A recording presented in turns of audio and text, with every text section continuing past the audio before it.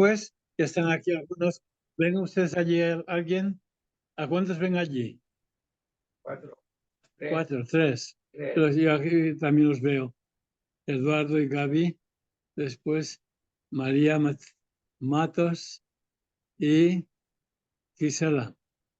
Vamos a rezar, pues, en nombre del Padre, del Hijo y del Espíritu Santo. Amén.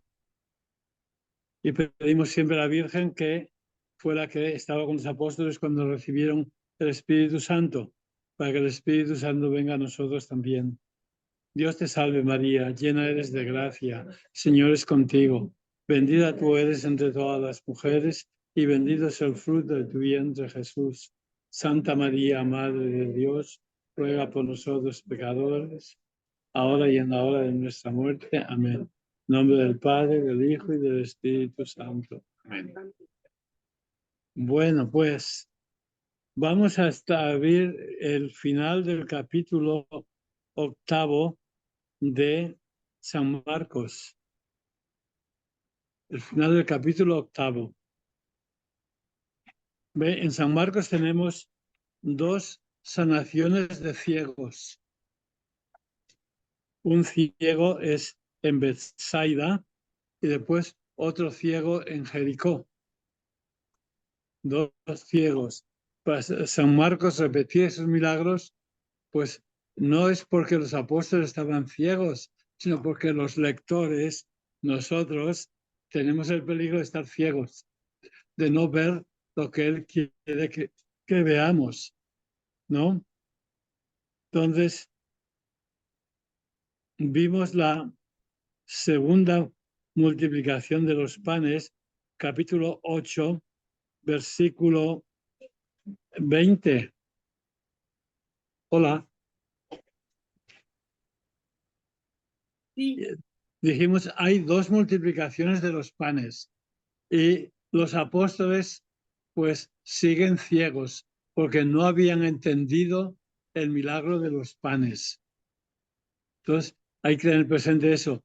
Los apóstoles, dice ahí al final de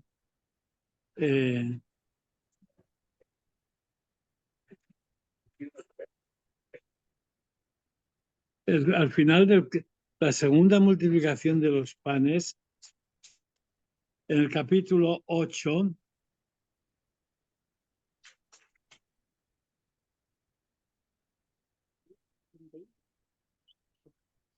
versículo 11. Capítulo 8, versículo 11. Marcos, después de la multiplicación de los panes, dice que, vimos la vez pasada esto un poquito, dice que se presentaron los fariseos y comenzaron a discutir con Jesús, pidiéndole una señal del cielo, con la intención de tenderle una trampa. Y hay que tener presente que Jesús había multiplicado los panes por segunda vez. Y Jesús respondió, suspiró profundamente. ¿Por qué pide esta generación una señal? Les aseguro que esta generación no se le dará ninguna señal. Versículo 13. Y dejándolos, volvió a embarcarse y se dirigió a la otra orilla. No quiere meterse a discutir. Y ahora cuando se mete Jesús en la barca con los apóstoles, dice, se habían olvidado llevar alimento y solo tenían un pan en la barca. Aunque tenían un pan, pero no lo sabían. ¿Cuál era ese pan? Jesús. Pero tenían un pan en la barca. Y se puso a advertirles diciéndoles, abran los ojos y tengan cuidado con la levadura de los fariseos y con la levadura de Herodes. Ellos comentaban entre sí pensando que les había dicho aquello porque no tenían pan. Jesús se dio cuenta y les dijo, ¿por qué están comentando que no tienen panes? Y ahora fíjense las preguntas que hace Jesús. 7 preguntas.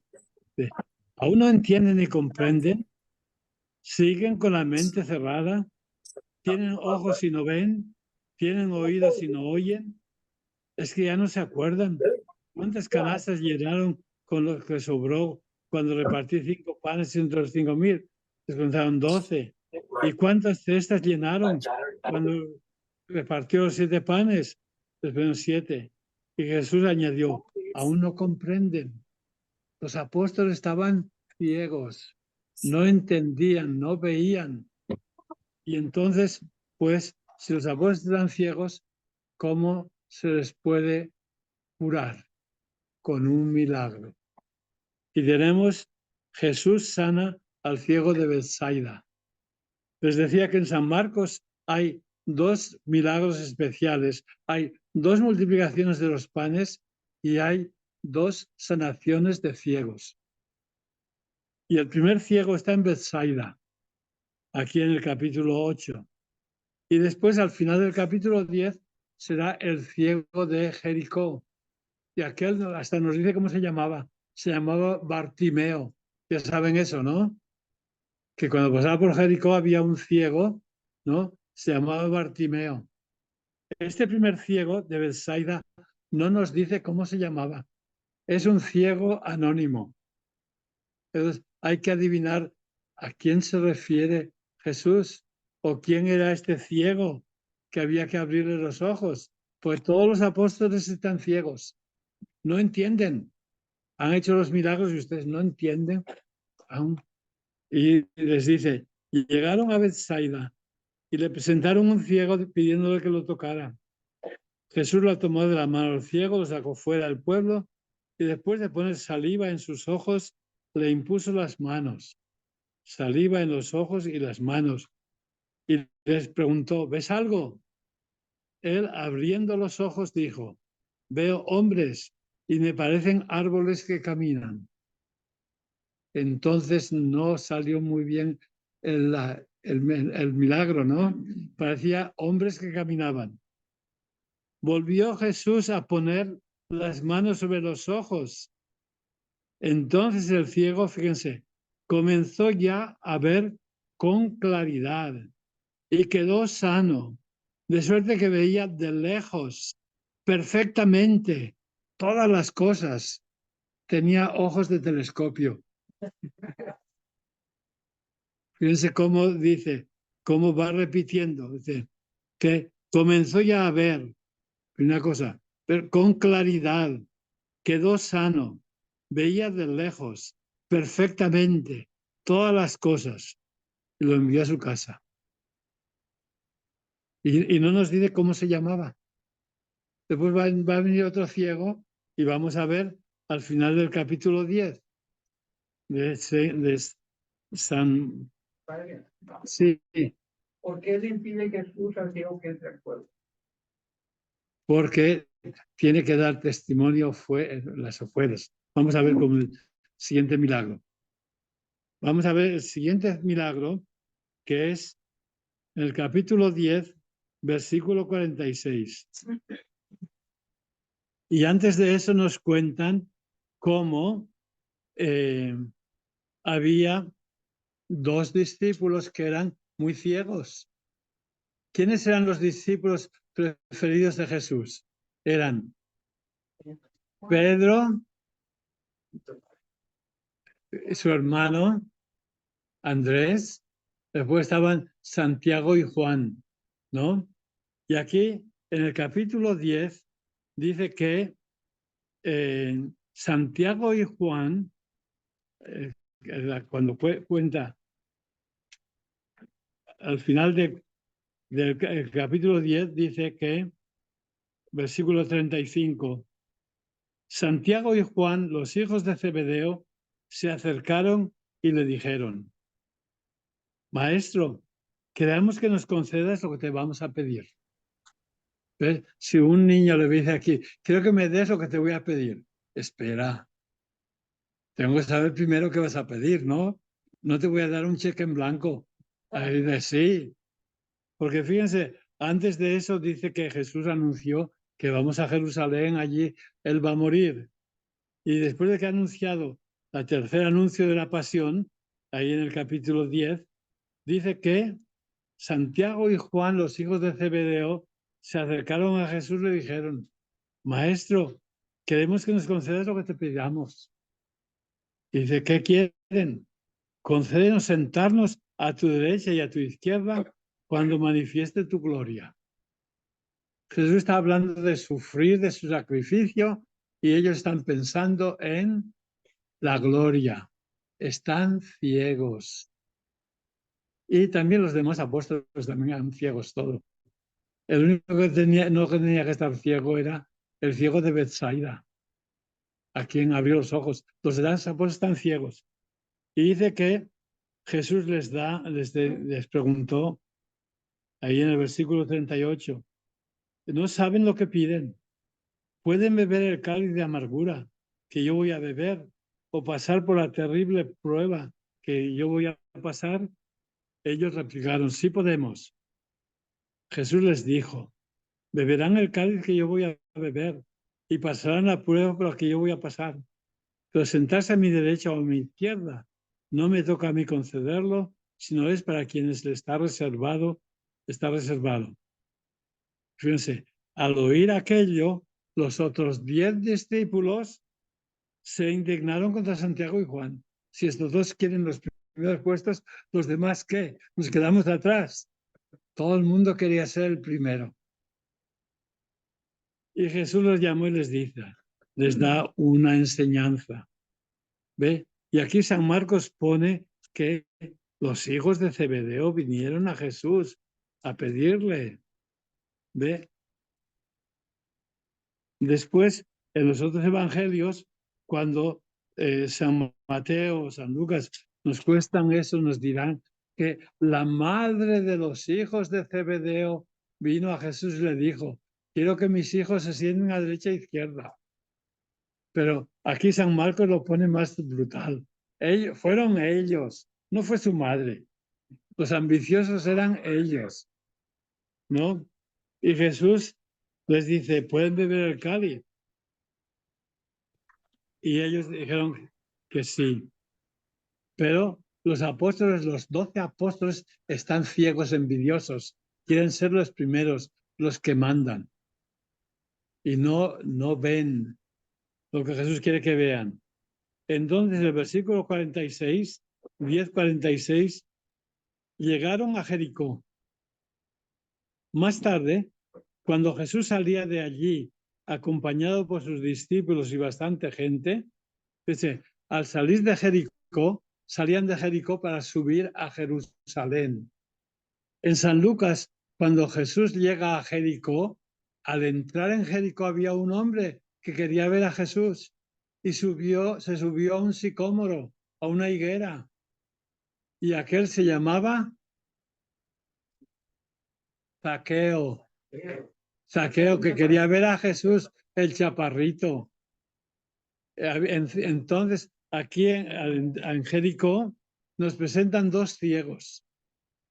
En un evangelio, San Lucas, es Zaqueo, el pecador que quería ver a Jesús. Y Jesús le abrió los ojos al pecador, a Zaqueo, porque Jesús se invitó en su casa. Quiero comer en tu casa. Y cuando estaban comiendo, Zaqueo andaba pensando, ¿cómo es que ha venido a mi casa? No sabe quién soy yo, que soy pecador, que he estado robando, haciendo trampas con los impuestos. Y dice que Zaqueo se levantó en medio de la comida y dijo, Señor, desde ahora doy la mitad de mis bienes a los pobres y a los que hice trampas les voy a devolver 4 veces. Es la conversión de Zaqueo porque Jesús le abrió los ojos y le abrió los ojos para que se viera a sí mismo el mal que había hecho a los pobres, a los demás. Pues dice, voy a darlo todo a los pobres. Le abrió los ojos al pecador en San Lucas. ¿Ok? Aquí en San Marcos, que es más antiguo, nos cuenta de otro hombre que también estaba ciego. Pero aquí es ya al salir de Jericó. Cuando llegaron a Jericó, más tarde cuando salía de allí, porque de Jericó salían para subir a Jerusalén. Era todo cuesta arriba, 20 kilómetros. Entonces, es la última cosa, al salir, uno es al entrar en Jericó, estaba Zaqueo. Al salir de Jericó está Bartimeo. Cada evangelio nos ha contado un milagro diferente en la misma ciudad. Uno es al entrar, San Lucas es el que se convierte en favor de los pobres, Zaqueo.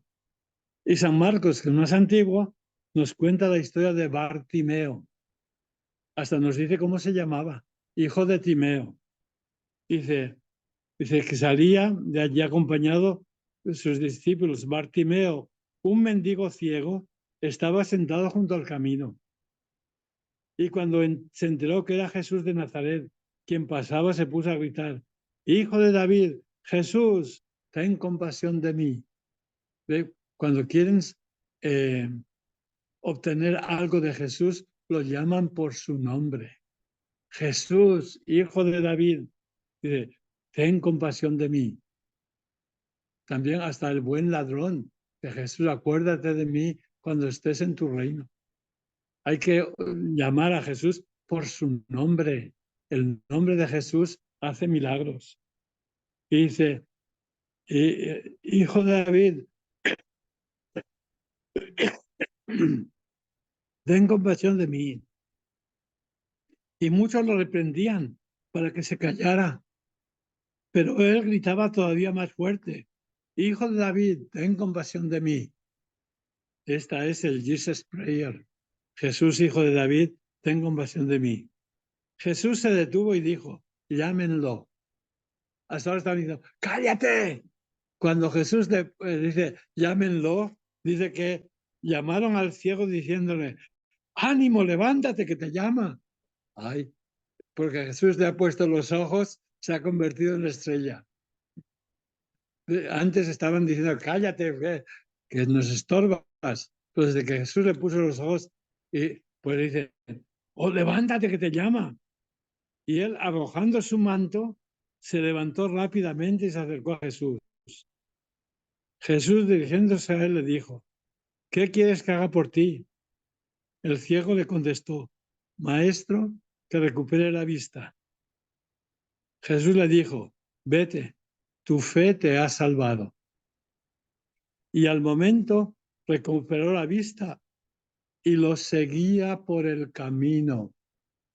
Salía de Jericó para ir a Jerusalén y el ciego se convierte en seguidor de Jesús, porque es la encarnación de los 12 apóstoles que seguían a Jesús ciegos, que no entendían, y aquí el ciego que lo seguía por el camino.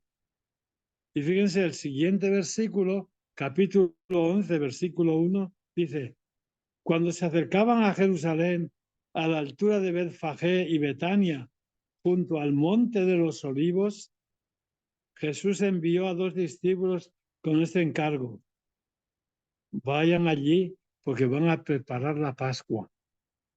Fíjense, les abre los ojos a Bartimeo y a los demás apóstoles para que entiendan lo que va a pasar en Jerusalén, que va a ser el sacrificio de Jesús y la gloria de Jesús.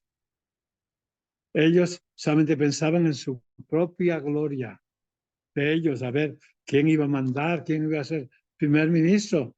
Pues Pedro ya era el primer ministro, Judas ya era secretario de finanzas, tenía el dinero. Y después Simón, el celotes, era ya secretario de defensa, tenía armas. Ya cada apóstol ya tenía su propio, en el reino de Jesús, querían ser sus ministros, no los ministerios. Pero aquí cuando cura a Bartimeo y nos dice su nombre, le seguía por el camino y llegan a Jerusalén.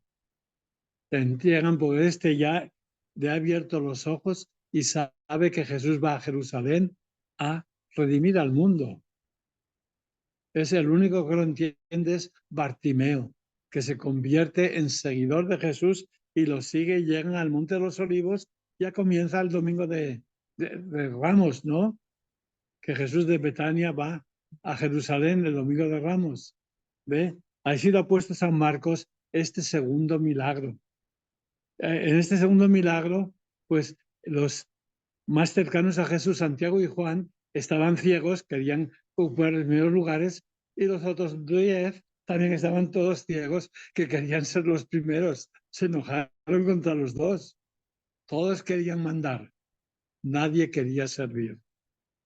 Y aquí Bartimeo es a quien le abre los ojos y entiende que la pasión y el sacrificio es el camino al verdadero servicio. Pero antes nos ha contado el milagro de Bethsaida y no nos dice cómo se llamaba. Entonces hay que adivinar a quién se refiere, a quién le abrió Jesús los ojos ahí en Bethsaida. Estamos en el capítulo 8, versículo 22. El primer ciego a quien sana. Porque ve, cuando llega a Jericó, los 12 apóstoles estaban ciegos. Pero antes de eso había un apóstol a quien Jesús le abrió los ojos a medias. A un ciego de Bethsaida le abrió los ojos y parecía hombres que caminaban. Así le abrió los ojos primero a medias y después segunda vez le puso las manos y después ya veía todo de lejos, pero claramente, ¿no? Ojos de telescopio. Y a base de eso, ¿qué nos cuenta? Dice que después de este ciego de Bethsaida, a quien Jesús abrió los ojos, Jesús preguntó a los discípulos, ¿quién dice la gente que soy yo? Y claro, los discípulos ha dicho después de que estaban en la barca a multiplicar los panes, pues están ciegos, no entienden, tienen ojos, no ven. Estaban todos los apóstoles, todos ciegos. Pero abrió los ojos del ciego de Bethsaida. Y cuando les pregunta, ¿quién dicen los hombres que yo soy? Pedro le dijo, tú eres el Cristo. Ay, entonces a Pedro se le han abierto los ojos y ve quién es Jesús, pero lo ve a medias. Porque ese ciego veía los árboles que caminaban. Jesús tuvo que hacer otro milagro. Segunda vez, ¿no? Aquí el primero dice que Pedro le respondió, versículo 29, ¿y ustedes quién dicen que soy yo? Pedro respondió, tú eres el Mesías. Entonces Jesús les ordenó que no hablaran de él con nadie, que no digan a nadie. Aunque Pedro ya ha visto, Jesús es el Mesías, pero tiene una imagen falsa de Jesús, porque los judíos creían que el Mesías iba a ser un libertador, guerrero, político, etcétera, que iba a salvar con armas contra los romanos.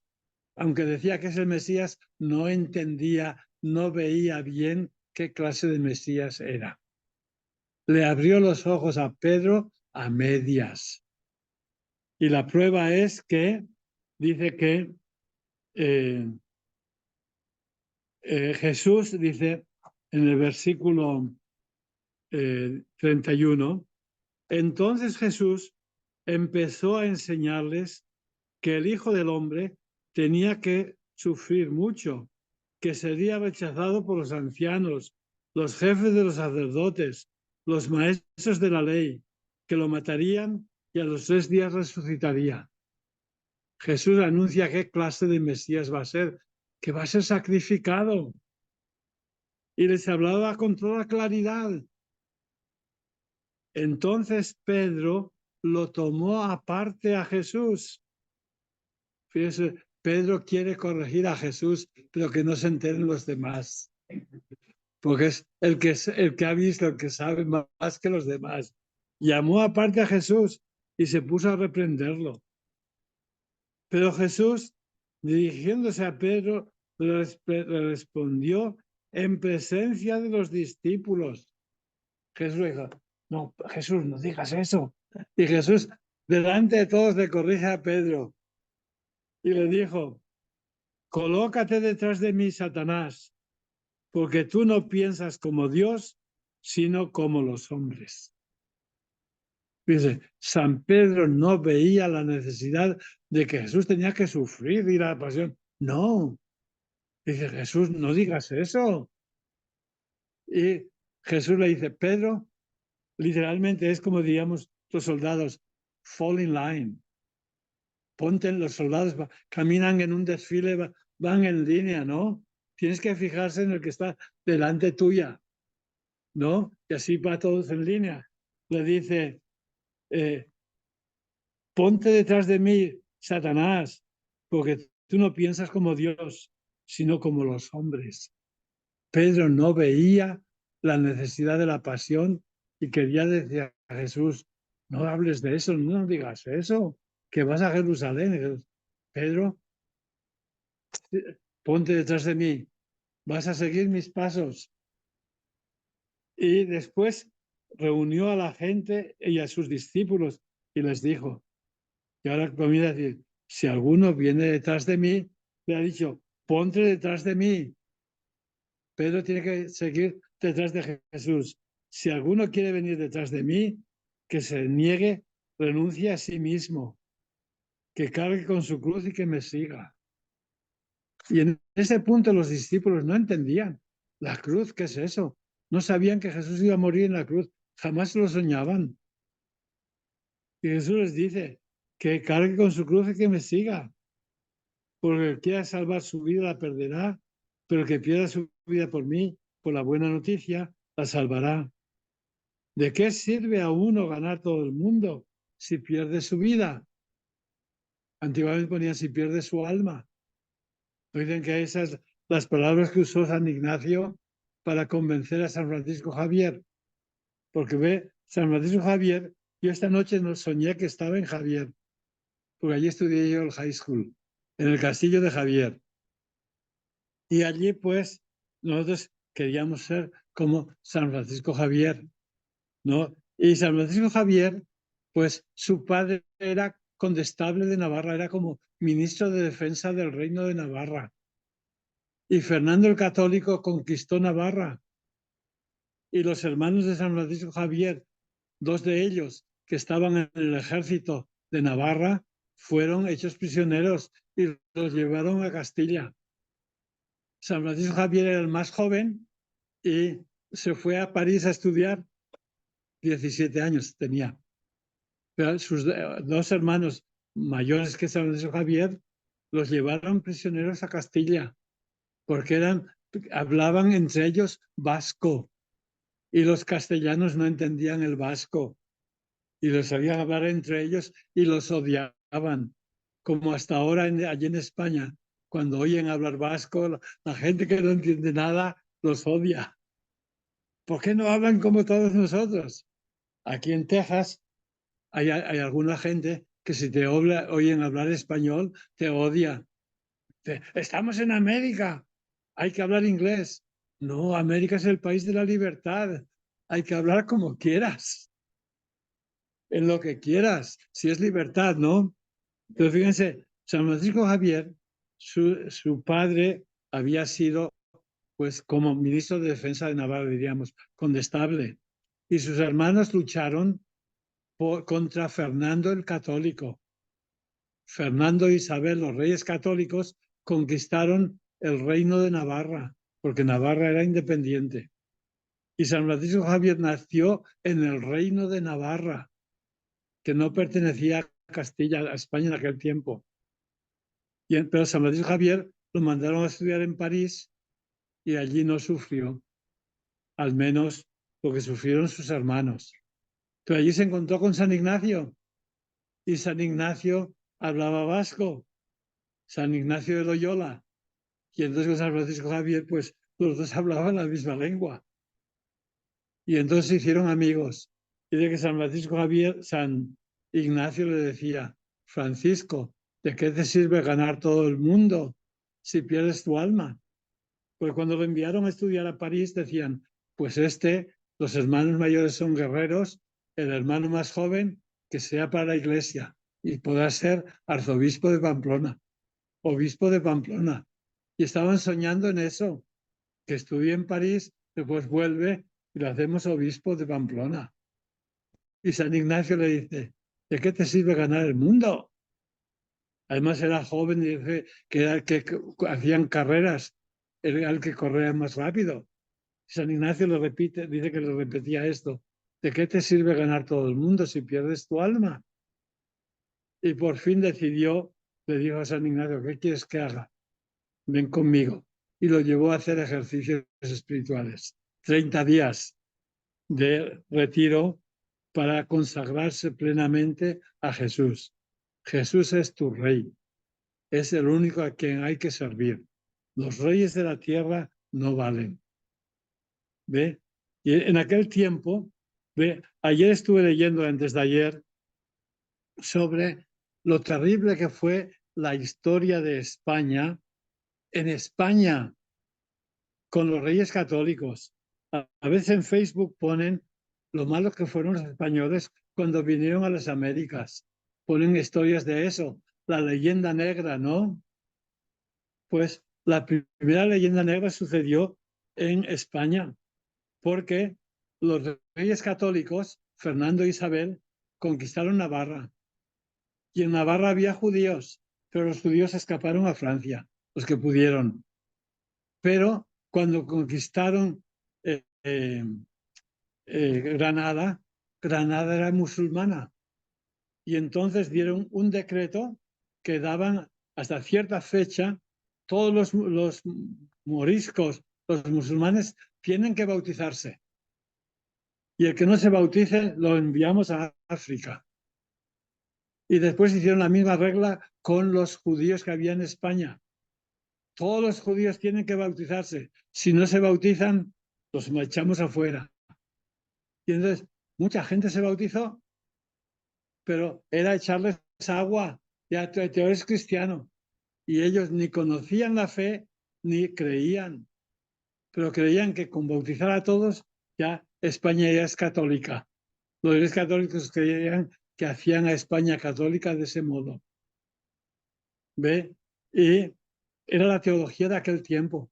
Cuando San Francisco Javier fue a la India y veía a la gente que se moría sin bautismo, pues él bautizó, dicen, 300.000 en 10 años, 30.000 al año bautizaba. ¿Cuántos al día? San Francisco Javier, porque creían, si los bautizamos, se van al cielo. No, si no se bautizan, mueren sin bautismo, ¿a dónde van a ir? Al infierno. Y creían que bautizando a todos ya eran cristianos. Y cristianos es conocer a Cristo y amar a Cristo. Es mucho más que... Y en España los reyes católicos obligaron a recibir el bautismo primero a los moriscos y después a los judíos. Pero era obligarlos. Y no, uno no es cristiano porque te obligan. ¿Ve? Y entonces lo que pasó, pues, que después vino la Inquisición a perseguir, que eran judíos, pero eran criptojudíos, que en apariencia eran cristianos, pero en su casa eran judíos. ¿Ve? Hasta en Nuevo León, en México, había un historiador muy famoso, aquí en San Antonio, Richard Santos, que decía que los judíos que venían a México no querían quedarse en el centro de México porque había un decreto de la Inquisición que solamente los católicos podían ir al Nuevo Mundo y nadie más podía venir. Y los judíos no podían venir, los protestantes tampoco. Pero como había ya protestantes en el noreste, pues los católicos, bueno, los reyes de España mandaron 2 sacerdotes irlandeses a Nuevo México, porque la frontera de las posesiones españolas estaba en norte de Nuevo México. Santa Fe era todo cristiano, parte de México, ¿no? El Paso hasta Santa Fe. Y después de Santa Fe ya había protestantes. Y entonces, si querían venir a estas tierras como Stephen Austin, que quiso venir a Texas, todo eso, les mandaban que primero aprendieran lo básico católico, que se bautizaran católicos y entonces podían venir. Pero solamente católicos podían venir a la tierra santa, a la tierra de los católicos. Y entonces, pues, aquí los primeros sacerdotes irlandeses que vinieron a Estados Unidos los trajeron de España, bueno, de los españoles de Irlanda, porque Irlanda era católica contra Inglaterra. Y entonces, pues, buscaron dos sacerdotes que hablaran inglés, que los trajeran aquí para que cualquiera que hablaba inglés quería venir aquí, se bautizara católico primero, porque no querían que hubiera en este nuevo mundo los problemas del viejo mundo, donde se estaban matando protestantes y católicos y todos así. Decían, aquí que haya solamente una religión, la única religión verdadera, ¿no? Y para ellos era la religión católica, ¿ve? Pero, y entonces, pues, Fray Junípero Serra y muchos de esos, pues, bautizaban a todos los que podían para que se salvaran. San Francisco de Javier, allí en la India, bautizaba para que los niños que morían sin bautismo se iban al limbo, Dios sabe a dónde. Ahora los enviaban al cielo y bautizaban a todo el mundo. Pero en el sur de España, allí, los reyes católicos impusieron la fe, pues con amenazas. Y si alguien descubrían que era un judío que se había bautizado pero seguía practicando judaísmo en su casa, la Inquisición, pues lo arrestaban y morían. Era terrible defender la fe a su modo de aquel tiempo. Por eso cuando vinieron a estas tierras, querían primero que no vinieran aquí protestantes. Si alguien que hablaba inglés quería venir, tenía que bautizarse primero católico, ¿no? Y después, por eso, los héroes del Álamo, esos que están enterrados en una iglesia, seguramente que fueron bautizados católicos. Por venir a Texas, exigían que solamente católicos podían venir aquí. No querían que hubiera división de iglesia aquí. ¿Ve? Eran otros tiempos. Y eran, bueno, aquí Jesús abrió los ojos de los discípulos y después los ojos de los cristianos. A veces seguimos tan ciegos como eran los apóstoles, que no veían las cosas claras. Yo escucho cada día en la televisión cómo los protestantes presentan nuestra fe y no la presentan bien, ¿no?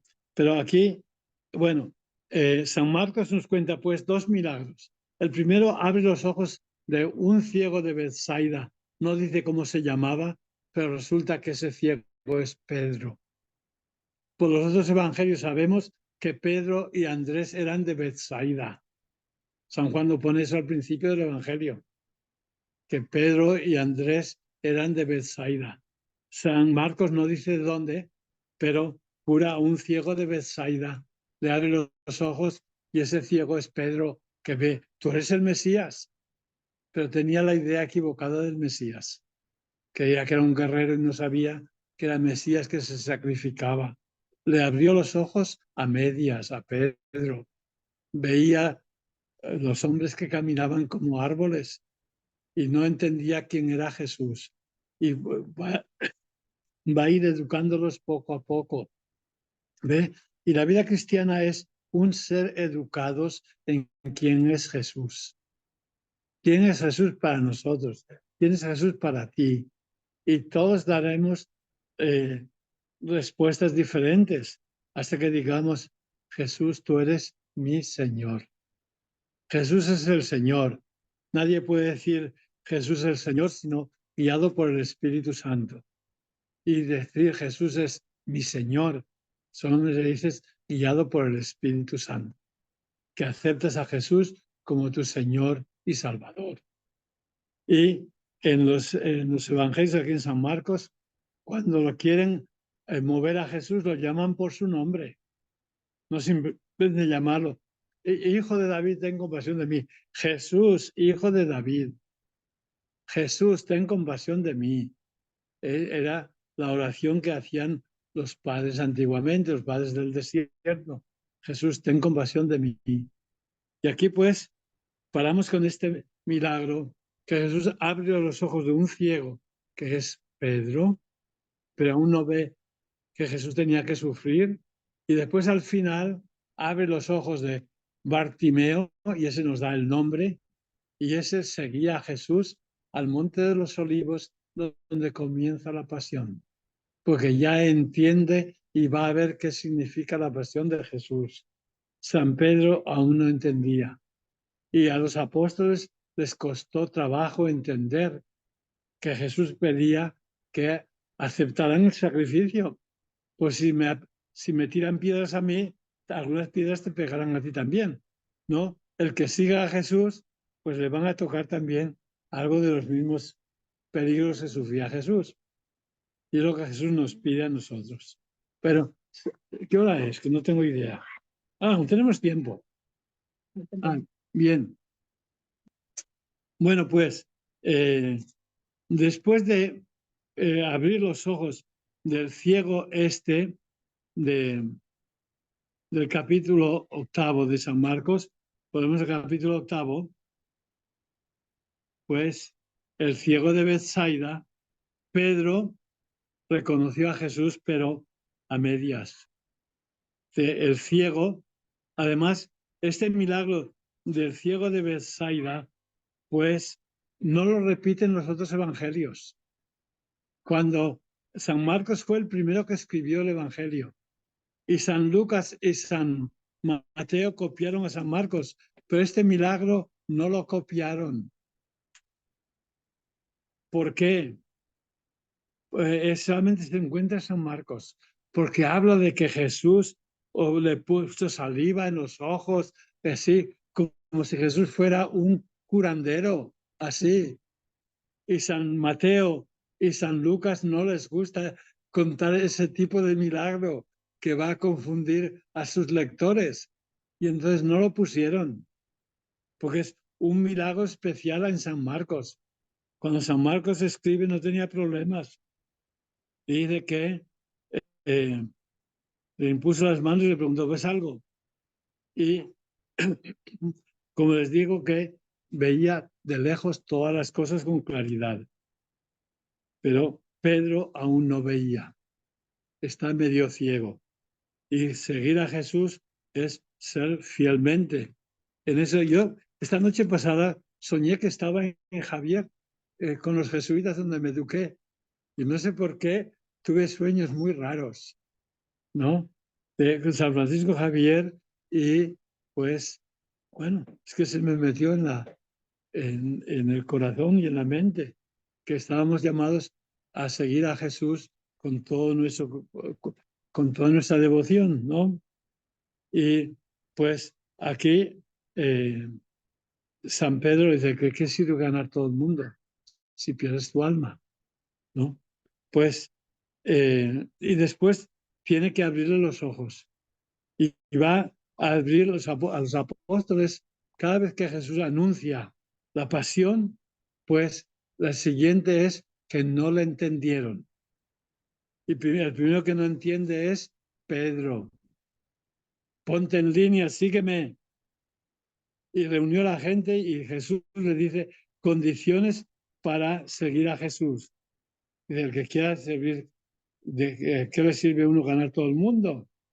Y dice en el versículo 8:38, pues si uno se avergüenza de mí y del mensaje en medio de esta generación infiel y pecadora, también el Hijo del Hombre se avergonzará de él cuando venga en la gloria. Que no hay que avergonzarse de ser cristiano. Mucha gente se avergüenza. Van a comer a un restaurante y no quieren hacer la señal de la cruz. Porque si me ven hacer la señal de la cruz, ¿qué van a decir? Que pues hay que dar ejemplo, que es tu fe y que lo vean, que hay gente que vive su fe, ¿no? Y también, pues, claro, cuando estás solo es más fácil, ¿no? Pero cuando estás en presencia de gente, dar testimonio de tu fe en presencia de los demás. ¿No? Y Jesús dice que se avergüence de mí, pues también me avergonzaré de él. Jesús cuenta que nosotros proclamemos nuestra fe, como a veces de palabra, pero las más veces los digo con las obras, con la caridad, con la práctica de la caridad. Entonces, aquí paramos porque después viene la transfiguración de Jesús. Entonces, decimos, para San Marcos el problema de los seguidores de Jesús era la ceguera. Después de haber visto los milagros, especialmente una cosa muy grave es ahí cómo cuenta antes de sanar al ciego de Bethsaida. Fíjense, ahí otra vez vamos a repetirlo, en el capítulo 8, versículo 16.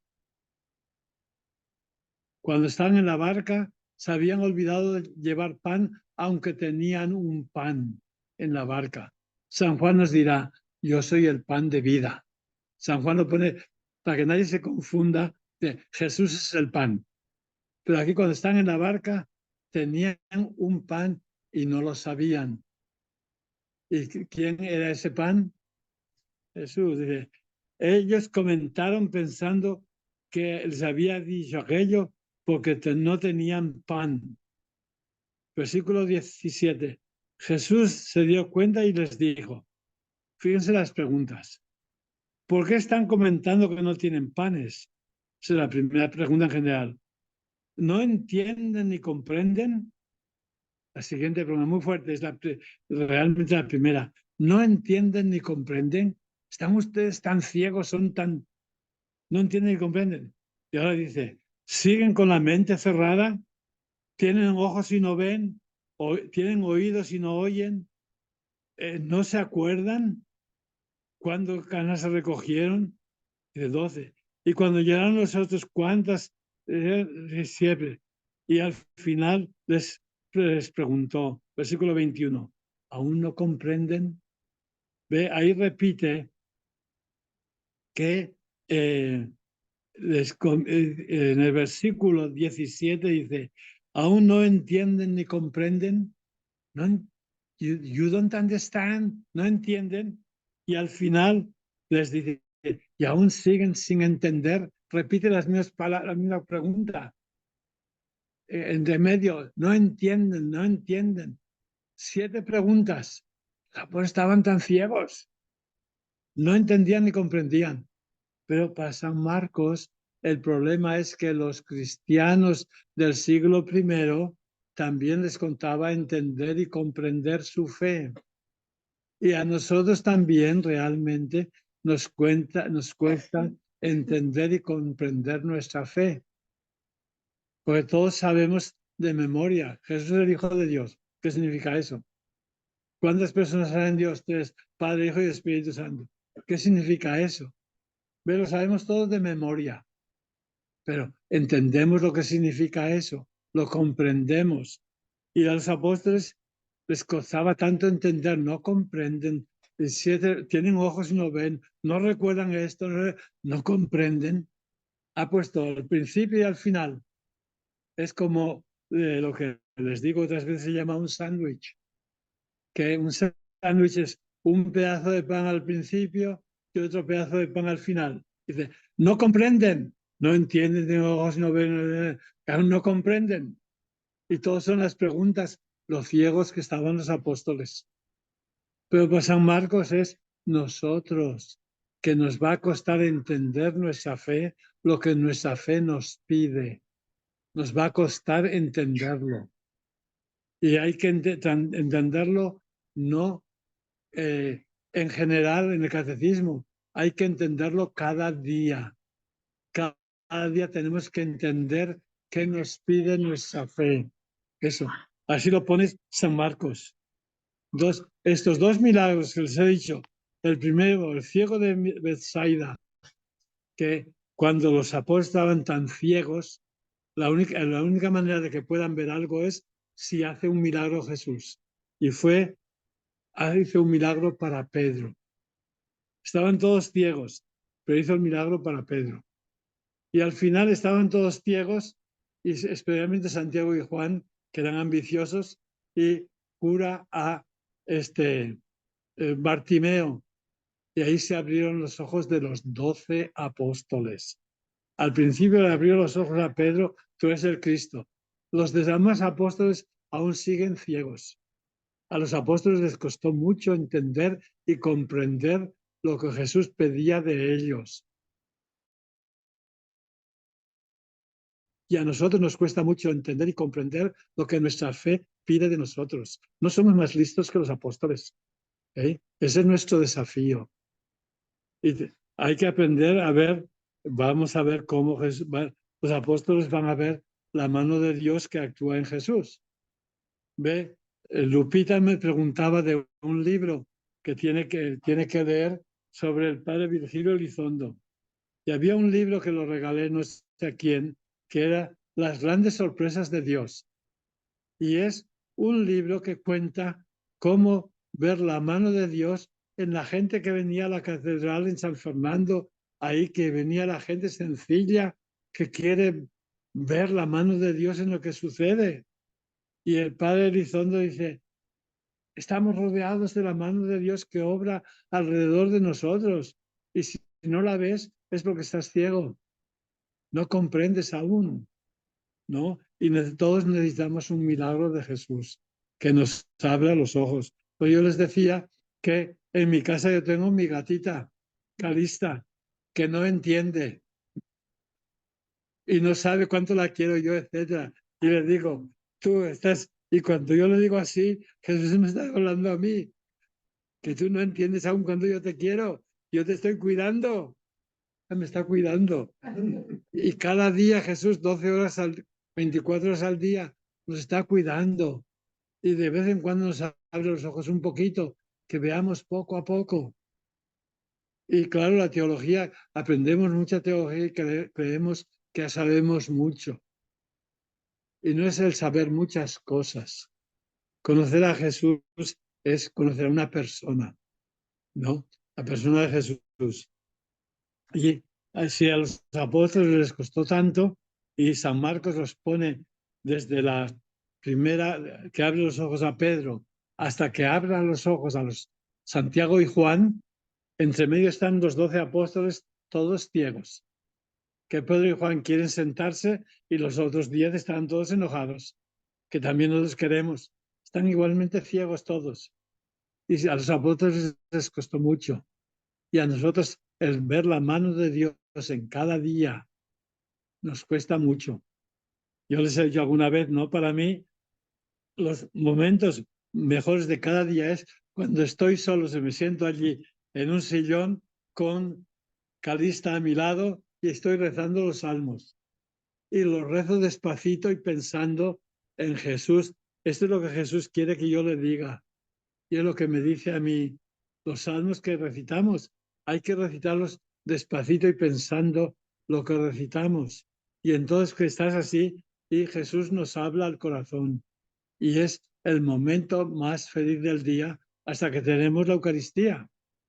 Porque en la misa, hacemos lo que Jesús nos dijo, ¿no? Y tenemos que pensar que los sacerdotes, bueno, esta semana, no sé por qué estuve, es que en el Evangelio de las lecturas de hoy, han leído las lecturas de hoy en la misa, que dice también de San Marcos, ¿no? Que, sí, que, ¿cómo era el Evangelio? Bueno, la primera lectura era de Saúl, de David, que no quiso matar a Saúl, porque dijo, no puedo extender mi mano contra el ungido del Señor. El ungido del Señor, Mesías, es sagrado. Pero después San Pablo, de todos nosotros somos ungidos del Señor. Todos somos sagrados. Claro, al sacerdote le ungen las manos para celebrar la misa, pero a todos ustedes les pusieron el ungüento, ¿no? El crisma, que es la unción del Espíritu Santo en la confirmación. Y antiguamente ya también se usaba también en el bautismo, que todos hemos sido ungidos, todos somos sagrados. Y David dijo, no hay que hacer nada contra el ungido del Señor. Y todos somos ungidos, todos somos sagrados, aunque el sacerdote le ungen las manos, pero todo su cuerpo es templo del Espíritu Santo. Y ustedes han sido ungidos. ¿Ve? cuando yo edifiqué la iglesia aquí en San Antonio, Santa Rosa de Lima, una cosa especial fue la consagración de la iglesia. Porque cuando consagras una iglesia, la hizo la consagración el arzobispo Gómez, que está en Los Ángeles. Y allí, pues, escogimos 12 columnas, como los 12 apóstoles, y hacer 12 cruces a unos 12 pies de altura. Allí se subía en una escalera, el arzobispo allí ungía las columnas del templo. Y las columnas del templo somos nosotros. En el libro del Apocalipsis, ¿no? A los que somos se les haré columnas en el templo, en mi templo. Y allí, pues, era la unción del templo, el edificio material. Pero el primer templo que es ungido somos nosotros. Y no hay que pensar que solamente el sacerdote es ungido porque le ungen las manos. A todos ustedes son templos del Espíritu Santo y todos son sagrados. Y tenemos que ir entendiendo eso de nosotros mismos y de cómo Jesús se relaciona con nosotros. Que Jesús está en nosotros, ¿ve? Yo cuando rezo el rosario, cada día tengo intuiciones diferentes. Cada día. Y el otro día estaba rezando, bueno, rezo que siempre comienzo con los misterios gozosos, ¿no? Y después, bueno, a veces los dolorosos, y hoy también, y después los gloriosos. Pero estaba rezando los misterios gozosos y era, primer misterio, la anuncio a María. María, hágase en mí según tu palabra, ¿no? La apertura de María, que se haga todo lo que Dios quiera en ella y en mí. Y después María fue a visitar a Isabel. Y entonces yo pensaba, pues María también viene a visitarnos en Lourdes, viene a visitarnos en Fátima. Y entonces yo estaba rezando a María, María, ven a visitarme. Y me dice, ¿no te das cuenta que estoy yo siempre contigo? Que Jesús, mi hijo, está contigo y yo estoy siempre contigo, que no tengo que venir a visitarte, ya estoy contigo. ¿No te das cuenta que estoy contigo? Se me viene la idea de que venga María a visitarnos, como fue a visitar a Isabel, etcétera. No, María y Jesús están siempre con nosotros. Son detalles pequeños, pero cada día vienen ideas diferentes, ¿no? De nuestra relación con Jesús, nuestra relación con María. En fin. Bueno, continúen leyendo. ¿Tenemos clase? ¿Cuándo? La semana que viene tenemos una clase. Vamos a ver ya los anuncios de la pasión. Jesús estuvo formando San Marcos a los cristianos. Cómo ellos tienen que crecer en la fe, cómo les costaba a los apóstoles entender. Y también a nosotros nos cuesta. ¿Por qué? A los apóstoles les costaba entender porque pensaban en sí mismos, en su poder, en qué obtener, cómo controlar y mandar a los demás. Y Jesús va a pedir que el que quiera seguir, que se niegue a sí mismo, que no hable más de sí mismo y lo mío y yo y etcétera, que piense más en los demás. Los apóstoles estaban pensando en sí mismos, qué iban a conseguir, etcétera. Y el negarse a sí mismo es, no pienses tanto en ti mismo, piensa en Jesús y en los demás. No qué es lo que vas a conseguir, qué es lo que puedes dar a los demás. Y eso es como va a ser el primer anuncio de que nos pide Jesús. ¿Cómo vamos a entender nuestra vida cristiana? Que es más feliz el que da que el que recibe, ¿no? Todos estamos llamados a dar. Estamos pensando en recibir, que Dios nos dé, etcétera. Y vas a ser feliz cuando das. Eso dice San Pablo, que dice Jesús, que es más feliz el que da que el que recibe. En ningún evangelio se dice eso, pero San Pablo lo sabía, que había muchas cosas que había dicho Jesús que no están escritas en los evangelios.